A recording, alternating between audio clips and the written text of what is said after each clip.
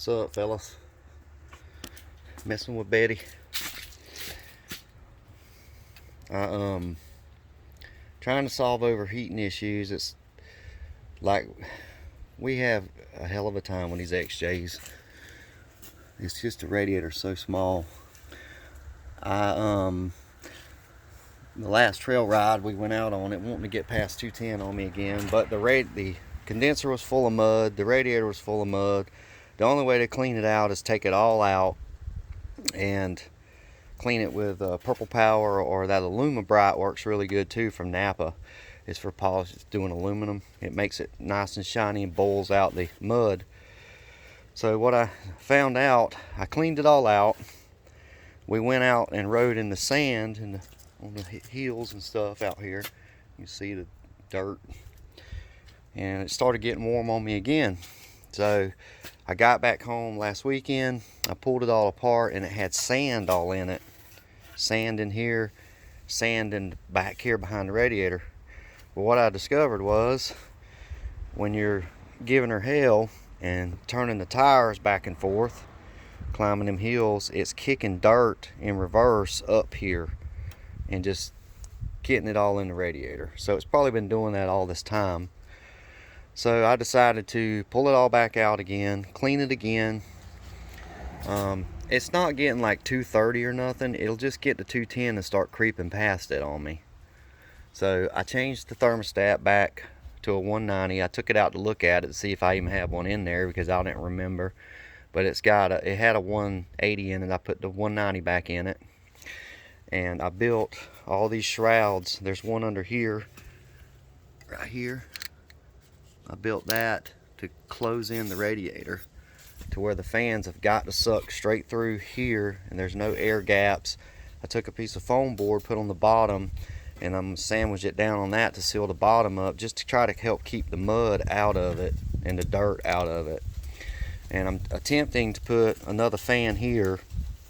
I'm going to do it no matter what it takes, and run the tranny cooler through it. And then I sealed it all up too. I built shrouds around it to get this a little bit of air gap here pushing through the radiator. The same thing on the bottom. And this one, I got a hole back here behind it and it's blowing down on this too. The only problem is going to be getting the grill back on it, but whatever I got to do, I don't care if a little bit of the fan's sticking out or whatever, I'm going to make it work. It's going to be close. It's probably going to be really, really close and the grill will fit. I've already flipped the bumper back up and looked at it. It should be good. I'm also going to put, I've had this forever. I decided to use it for the transmission. I'm going to mount it somewhere down here or somewhere out of the way, and I'm going to run the transmission lines through it on the dump side, so it keeps the fluid in here a little bit longer, because the transmission is hot on these things too. And I had this already, I had that already, I had this already. This has been on here, but there's not very little air. Like if you crank this thing up, and y'all's are the same way, you can't really feel a lot of air pulling through here. Even with the ZJ clutch and all that stuff we've done, if anything gets in this radiator, it wants to run hot.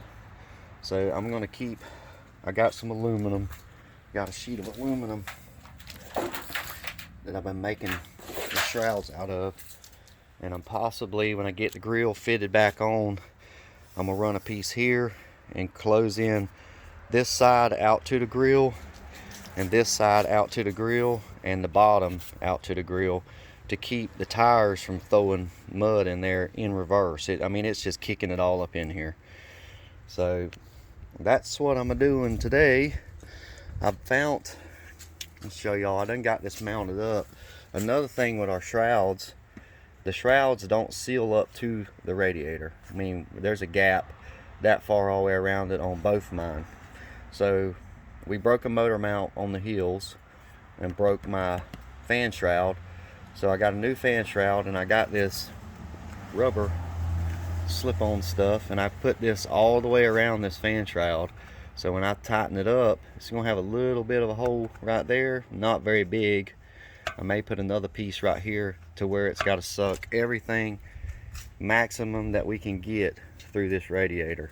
And I'm doing the same thing with the electrofan. I bought a new one of those too. There wasn't really nothing wrong with this one. It just had a pin broke on the bottom, so I just got a new one. Let's go in here and show y'all what that rubber is. If anybody wants to try this, let me see how it works and I'll let y'all know. But I got it off of Amazon. I just kept digging through it and looking at this rubber stuff until I found something that'll work. This is it. It slips on there and it's soft. But we got a new fan. We're going to do that too, and we'll run it all the way around here and seal this to the radiator. And then I'm going to do all this today. We got some Daystar motor mounts, polyurethane. We got a Daystar transmission mount in here. I'm going to put that on today. Get Betty all put back together. This stuff seemed to work pretty good. I can send a link to it, but it slips right over the fan shroud. On the bottom of the mechanical fan shroud, you got to turn it this way and screw it to it because there's nothing to, you know, slip it over. But it worked good. It lined right up. It's even with the other one. And if you get underneath the Jeep and look, it's sealed up. I think it's going to work really good. Hell, actually, with building these shrouds, I'm totally... Here, let me pause you. I had a visitor. I don't know where I left off. Anyway, I'm going to put the motor mounts in today. We'll get all this hooked up and sealed up. Oh, I was going to show y'all how that seals. I'm going to have to tuck it under. When I get all this tied, it ain't tight yet. I'm going to have to tuck that seal down underneath there. But it seals up pretty good. Let's look underneath that.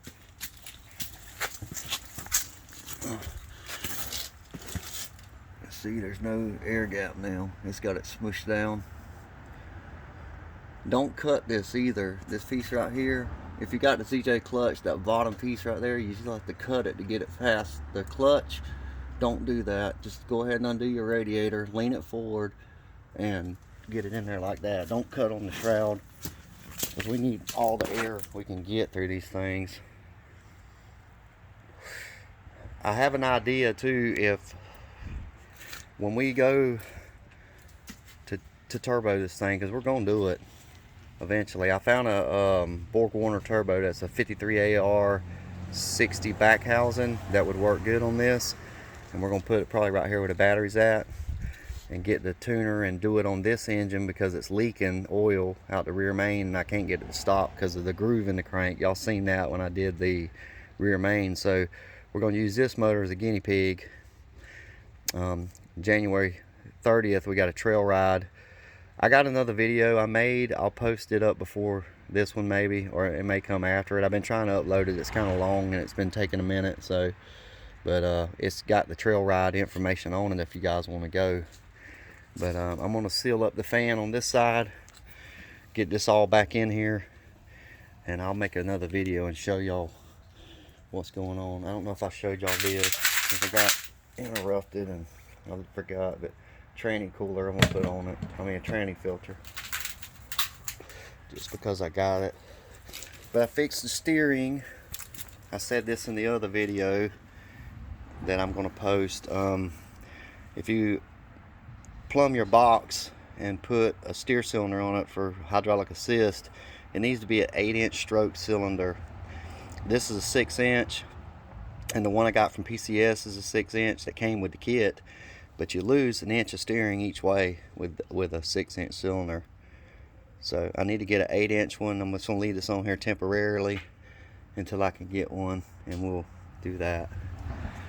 But anyway, I'm gonna get to work, hook all this stuff up. I'll make another video this evening and show y'all what happened, how it went.